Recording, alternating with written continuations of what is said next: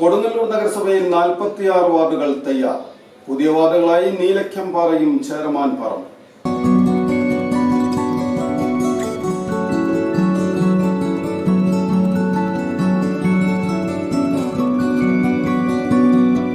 കൊടുങ്ങല്ലൂർ നഗരസഭയിലുണ്ടായിരുന്ന 44 വാർഡുകൾ 46 വാർഡുകളായി മാറി. പുല്ലൂറ്റ് വില്ലേജിൽ നീലക്കംപാറയും മൈത്തല വില്ലേജിൽ ചേരമാൻപാറയുമാണ് പുതിയ പേരുകളിലുള്ള വാർഡുകൾ.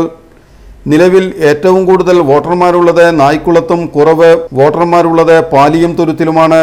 നായ്ക്കുളത്തെ 1805 വോട്ടർമാരും പാലിയം തുരുത്തിൽ 913 വോട്ടർമാരുമാണുള്ളത്.